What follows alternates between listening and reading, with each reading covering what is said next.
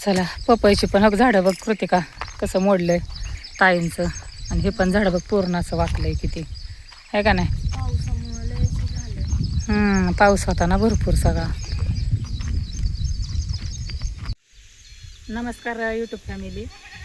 तर आता सकाळी बघा 9:30 झालेत आणि शेतात निघालं. रानात आहे ना आमच्या म्हणजे नारळाचं एक झाड आहे त्याच्यावर वीज पडली. म्हणजे वीज पडलेल्या तर 15 दिवसापूर्वी पडली. तर आमचं लक्षच नव्हतं. तर एवढं नारळ म्हणजे कसं काय सापडतात, एवढं कसं काय म्हणजे नारळाचं पूर्ण असं हातरून होत होतं. म्हणून म्हणलं चला तुम्हाला पण दाखवूया नारळाचं झाड. आणि त्याचे म्हणजे नारळाचं झाड घरापाशी का नसू नये ते पण मी तुम्हाला सांगणार आहे. कारण नारळाचं झाड आहे ना उंच असतं त्यामुळं आणि एवढं नारळ सापडतात. तर चला आता नारळाच्या झाडाखाली डायरेक्ट जाऊया आणि तुम्हाला नारळाचं झाड पण दाखवते कसं झालंय. पूर्ण त्याचा शेंडा हे मोडलंय सगळं ते.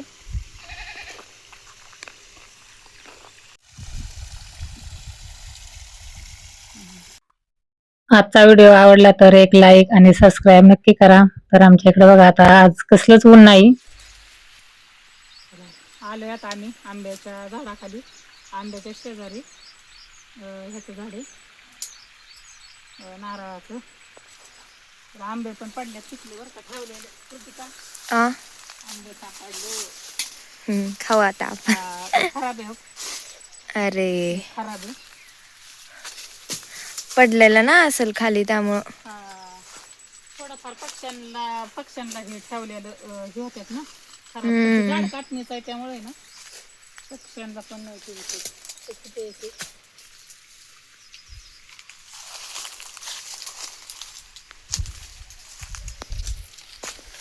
तिथं बघ कसला पिकलाय छान हाताला. वाव होय का नाही. तोडू आपण. आंब्याच्या झाडाला पण एवढं ना खाली बसून आंबे तोडता येतील एवढं म्हणजे आंबं खाली लागलं होतं. काय काय जमिनीला असं टेकत होतं खालच्या फांद्यांचं असं. तर चला आता नारळ बघू आपण किती पडल्यात ती. बघू दे हे काय इथं बघा नारळाच्या झाडाखाली हातरून किती झाले. असं 2 दिवसातनं म्हणजे रोज नाही येत आम्ही पण 2 दिवसातनं तरी बघा असं हातरून होते नारळाचं. आणि ह्या नारळाचं आहेत ना नारळ असं म्हणजे पडत नाहीत एवढं असं. जर पकला जास्त करून तसं वाळलं खोबरं जर झालं ना वाळलं पूर्ण एवढं म्हणजे हा नारळ असा चिवट एकदम असं पडत नाही. गावरान आहे नारळ. तर बघा असं पूर्ण वीज पडल्यामुळे ना त्याच्या जावळ्या आहेत ना सगळ्या अशा म्हणजे फांद्या सगळ्या अशा खाली लोंबकळल्यात आणि शेंडा पण पूर्ण असा सगळा खाली असा पडलेला आहे. आणि पलीकडचं हे जे नारळाचं झाड आहे ना ह्याला सुद्धा फटका बसलाय बघा. तुम्हाला मी जवळून दाखवते. तर हे बघा तरकाटलाय पूर्ण, फक्त पडला नाही एवढंच आहे त्याचा शेंडा ह्या छोट्या नारळाचा. आणि वर जी फळं जी होती ना सगळी म्हणजे अशी गळून गेली आणि तरकाटल्यासारखं जळून गेले. फक्त शेंडा राहिलाय उभा पण पूर्ण असा जळलाय. तो पण सांगू शकत नाही काय होतंय ती. आणि त्याच्या पण फांद्या बघा नारळाच्या झाडाला पूर्ण असा म्हणजे वीज पडल्यामुळे ना पूर्ण नारळाचं झाडाचं आता हे झाले. आता काय परत त्याला शेंडा येतोय फळ लागतंय का नाही माहीत नाही ह्या मोठ्या नारळाचं सुद्धा. हा बघा नारळ पूर्ण म्हणजे ना असं नारळ नाही ना हे झालंय भाजल्यासारखं आपण म्हणतो ना हाय लागली तसं झाले. हा का असं हाय लागल्यासारखं असं नारळांना झालेले. हा का नाही तर असं नारळाला कलर कधीच येत नाही ज्यावेळी. आणि ह्या तसं पकला पण नाही एवढा कवळाच आहे. असं बऱ्याच नारळांना म्हणजे हाय लागलेली. कारण वीज पडल्यामुळे ना सगळं नुकसान झालं. आणि नुकसान झालं ते झालं नशीब. म्हणजे घरापाशी नारळ नव्हता. घरापाशी नारळ खरं तर नसूच नाही. छोट्या नारळाच्या सुद्धा आहेत ना फांद्या पूर्ण अशा खाली लोंबकळून गेल्यात आणि वाळल्यात पण. आणि त्या नारळाचा पूर्ण असा शेंडा आहे ना खाली असा सगळा असा मोडलाय. इकडे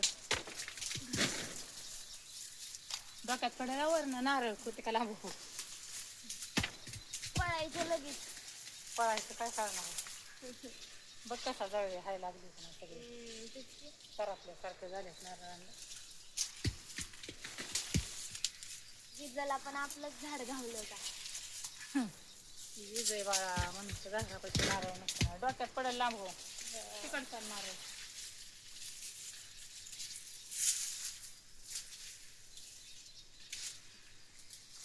कवळे पण नारळ गळ्यात ना हो.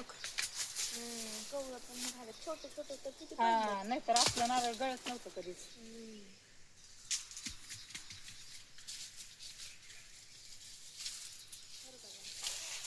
हा, करू दे बघा.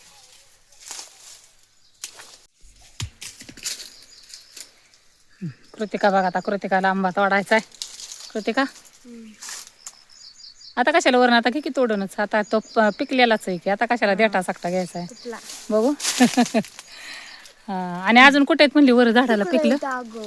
हो मोठं दिसतात काय ग, 2. हा मोठं इथं. हा चल काठीने काढू आपण. फुटायचं नाहीत ना? हा फुटायचं नाहीत ना? फुटतात कशाने तेव्हा, काढू तसंच काठीने. काठी आहे की इथं, थांबा.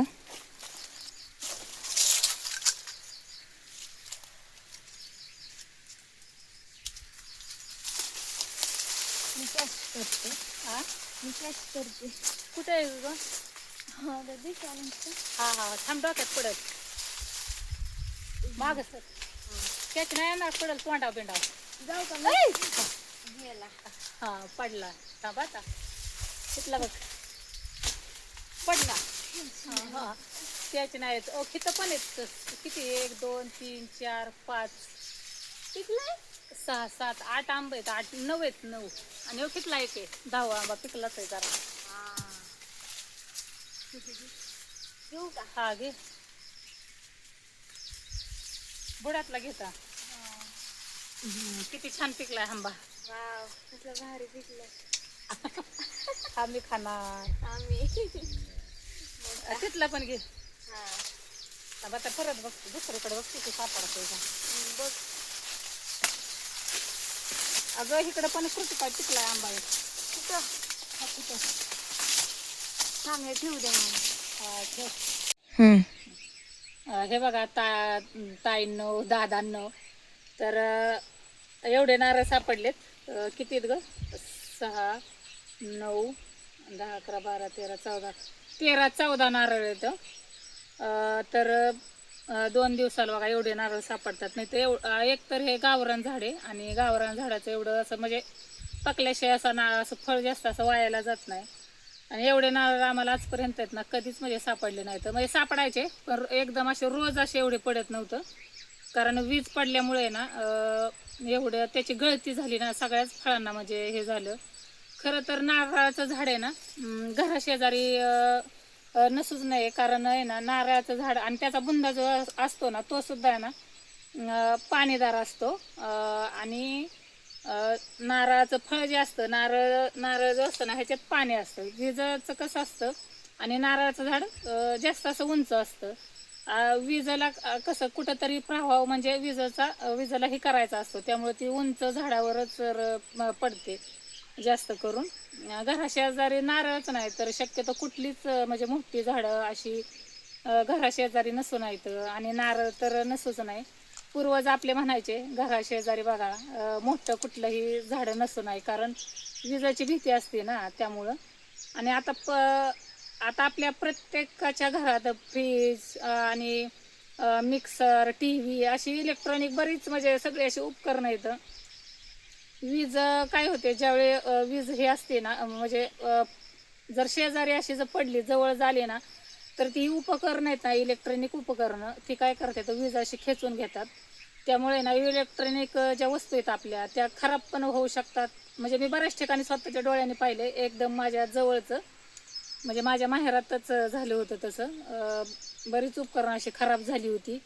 आणि पण निदान तेवढ्या तरी म्हणजे हे झालं किंवा त्याचा स्फोटसुद्धा होऊ शकतो, काही होऊ शकतं. मी तर नेहमी ना वीज चमकायला लागल्या ना मला विजांची खूप भीती वाटते. एवढी मला विजा हे व्हायला लागल्या ना मला भीती वाटते विजांची. त्यामुळे मी काय करते, सगळी उपकरणं जी आहेत म्हणजे फ्रीज आहे, गिरणी आहे, मिक्सर आहे, त्यांचे जे स्विच आहेत ना मी काढून ठेवते. म्हणजे कसं त्यांना म्हणजे विजा जरी चमकायला लागल्या तरी त्यांचा प्रभाव जो आहे तो म्हणजे म्हणजे त्यांना असं काही नुकसान होणार नाही आपल्या त्या उपकरणांना. तर वीज जर भरपूर जशा कडाडा लागल्या ना, शक्यतो आहे ना म्हणजे स्विचच काढून पिना सकता काढून ठेवायचं सगळ्या उपकरणांचं, म्हणजे हे होणार नाही, म्हणजे आपला एकतर त्याच्यापासून बचाव होऊ शकतो. आणि नारळाचं झाड शक्यतो शेतात लांब असंच लावावं. आता आमचं जे आहे ते रानातच आहे, बांधावर, घराशेजारी नाही. पण शक्यतो मी म्हणजे बऱ्याच जणांना असं सांगते, म्हणजे ज्यांची झाडं आहेत नारळाची, शक्यतो तुम्ही एकतर ती झाडं जी आहेत नारळाची ती काढा, लांब लावा. कारण त्यामुळं बघा, म्हणजे त्या नारळामुळं काय होतं, उंच एकतर फळ असतं. आणि दुसरा पण एक तोटा, नारळाचं फळ जे असतं ते पकलं की खाली पडतं.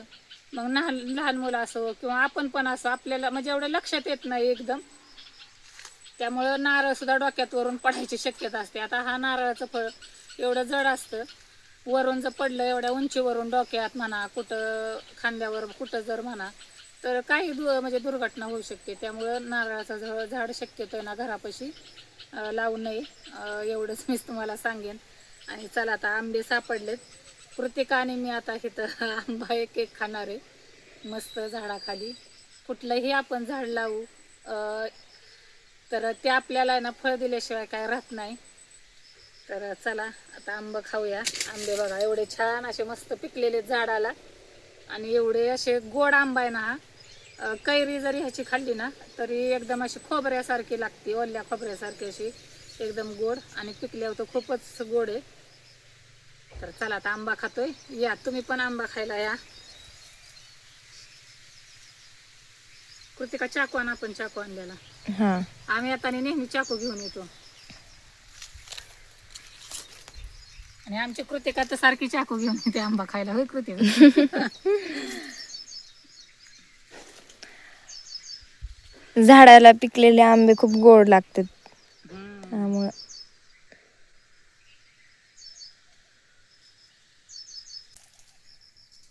तू कोणता खाणार आहे? हा, खाणार आहे. खा.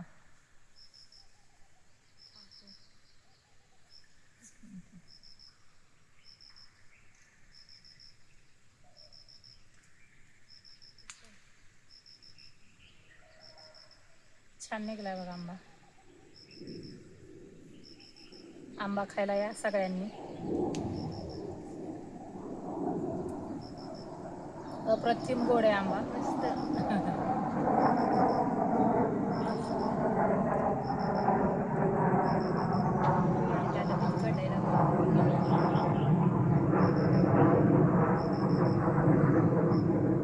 ज्यावेळी ना आपण आपल्या हाताने कुठलंही झाड लावतो आणि त्याचं असं फळ जर खायला मिळलं ना, आणि ते पण त्याच्या झाडाखाली बसून, त्याचा आनंद आहे ना खरंच म्हणजे खूप वेगळा असतो. आपण विकत किती फळं आणू द्या, त्याचा आनंद वेगळा. आणि आपण स्वतः म्हणजे लावलेलं झाड आणि त्याचं फळ खाणं आणि त्याच्याच झाडाखाली असं बसून खाणं खूप वेगळा आनंद असतो खरंच. तुम्ही सुद्धा प्रत्येकाने एक एक झाड नक्की लावा, जर माझा कोणी व्हिडिओ बघत असाल तर. गोड आहे.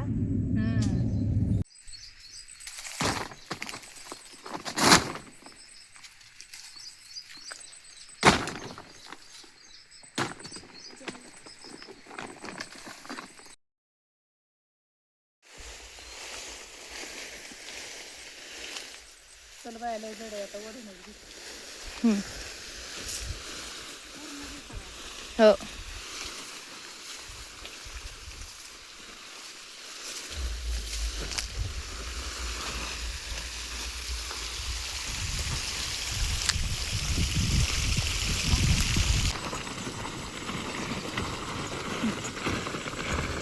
आणि आता बघा 10 वाजलेत. आता कृतिका आणि मी घरी आलोय. कृतिकाला पण आता कॉलेजला जायचंय.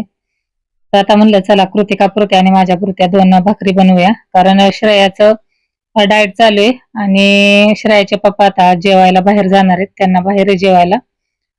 त्यामुळं नाहीतर उशिराच आम्ही गेलो असतो संध्याकाळच्याला शूट करण्यासाठी.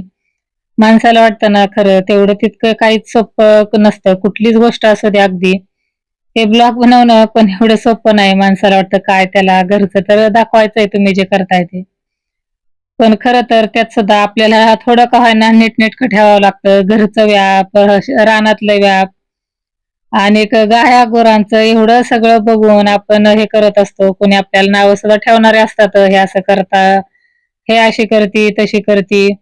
म्हणजे प्रत्येकाचं कसं वेगवेगळं आचार विचार असतात. पण असो, चला, आपल्या जर कुटुंबाला काही थोडाफार जर हातभार लागणार असेल, कारण प्रत्येक जण विचार करूनच प्रत्येक गोष्ट करत असतं. तर मी सुद्धा काही विचार करूनच मी चालू केलंय, पण ह्याच्यात पण भरपूर स्ट्रगल आहे. तर असो, कसं आता होईल तसं करायचं. आता इथं कृतिकाला मला अंड्याची पोळी इथं बनवली. आता पहिल्या अंड्याच्या पोळीला लक्षातच नाही की मी म्हणलं असं का दिसतंय, असं का दिसतंय. तिच्या अंड्याच्या पोळीत मी मीठ टाकलं, पण तिखटच टाकलं नाही. चला आता असू द्या. पण मी तिला सांगणारच नाही. ज्यावेळी ती हा व्हिडिओ बघेल तेव्हाच तिला समजेल की. आणि ती म्हणली पण मला, मम्मी तिखट नाही टाकलं का असं का लागते. तर म्हणलं नाही ग, तुला कमी तिखटाची पाहिजे ना म्हणून. तर आमचं ही बघा चिंकी कशी मला अख्खा स्वयंपाक बनवूस तर एवढासा मला एवढा त्रास देत होती, सारख्या अंगावर उड्या मारत होती. तर चला, आजचा व्हिडिओ तुम्हाला कसा वाटला, आवडला असेल तर नक्कीच एक कमेंट करा.